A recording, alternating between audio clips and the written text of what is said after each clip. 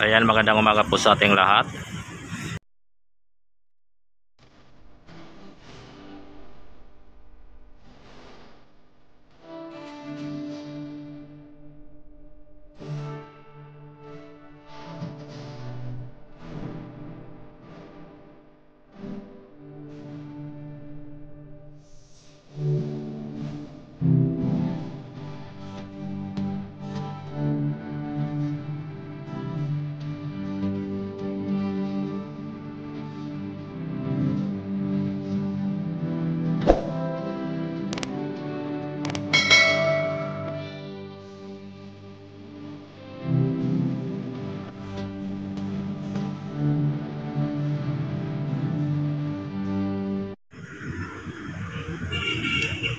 Kami po shoutout po sa ating lahat mga babayan, Luzon, Visayas at Mindanao.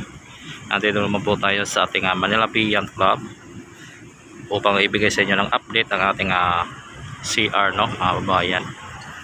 Yan, kung bago pa lang kayo sa aking YouTube channel, huwag niyo kalimutan i-subscribe at i-click ang all notification bell para lagi po tayong updated sa ating mga latest update dito sa ating Manila Bay, mga kababayan. Makikita po natin ang ating CR dito po sa ating Manila Yacht Club. Ayan po.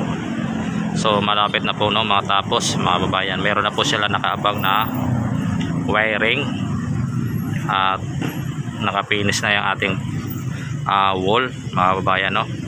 So dito mga kababayan, makita po natin, no, kunting mga ano pa dito sa ating likod po ng ating CR dito po sa Manila Yacht Club. Makita po natin yan po ang ano pa po dito, no. So medyo ano na lang, kunting ano na lang po basura yung dito po, siguro yan sa mga hinukay dito sa ating CR, mga babayan. So yan, makikita po natin ang ating CR, mga babayan, ay talagang maganda na, no. At yung bubong natin ay ano na, ang bubong natin mga babayan, tawag doon, nakakabit na. So dito po sa likod niya mga babayan ay meron po siyang mga installation na wiring, no. Kung makikita po natin mga wiring na yan na installation dito po sa likod po, yan dito sa gilid ng ating Manila Biwok, no. So yung pader niya hindi na masyado ano, no, hindi naman po masyado mahigpit na pagkalagay ng pader. So yan po ang ating CR dito sa ating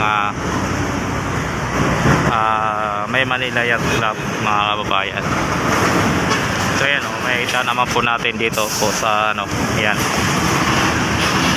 makikita po natin, no, ating CR. So yan, may lababo po dito sa may side. Tapos maganda na po yung ano natin, no. Tapos yung loob niya maganda na rin, ng mga kababayan. Yan po ang ating ano dito po sa ating Manila Yacht Club CR, mga kabayan, no. Talagang napakaganda nito, lalo na pag natapos to, na finishing talaga, tapos na pinturahan, malagyan ng kisame ang bubong, talagang sulit at napakaganda. So no, so dito pakita ko din sa inyo dito banda ang ating ano dito sa ating ano karagatan. Makikita po natin, no. So ayun, no, may makita po tayong yate doon na napakalaking ano niya na tela para sa gano'n ng hangin, no. Yan, makikita po natin, no, ang ating yate, napakaganda. Talagang ano sa hangin, mga bayan. So ayan ang ating karagatan, mga bayan, medyo napakaganda.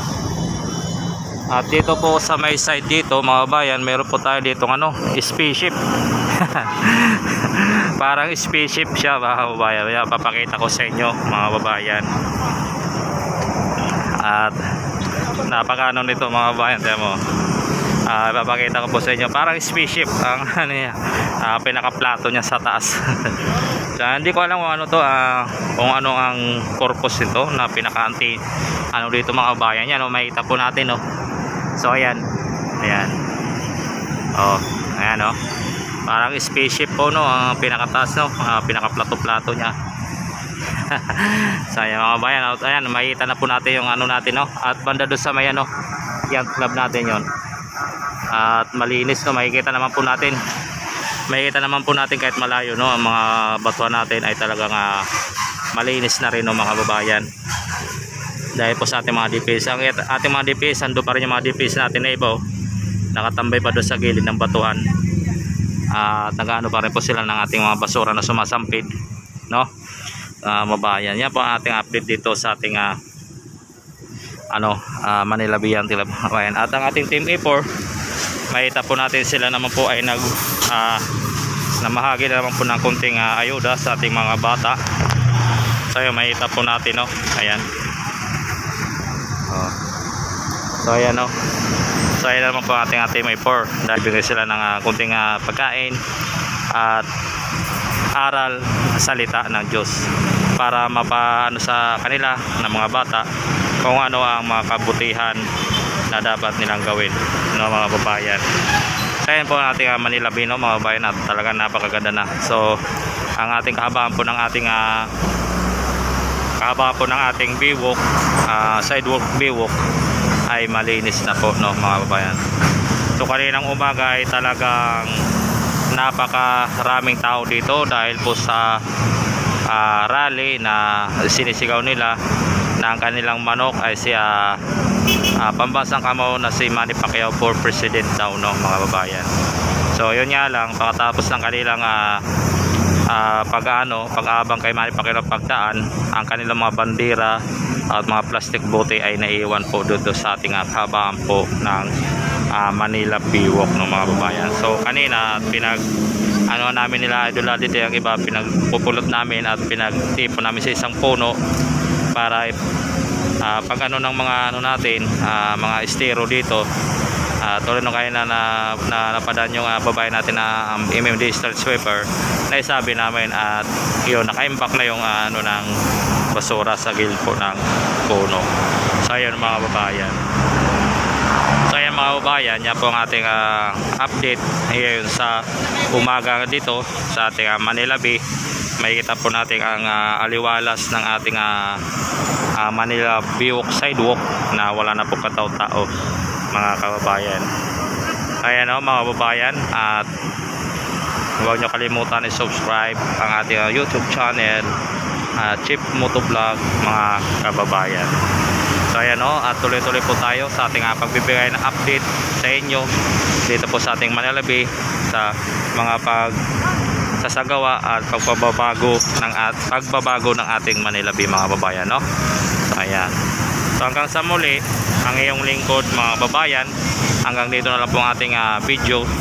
Huwag kayo magsawang suporta sa ating mga in-upload at binibigay na update sa iyo, mga babayan.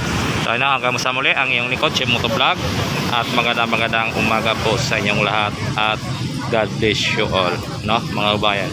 Hanggang dito na lang po, at hanggang sa muli, bye bye po, mga kababayan.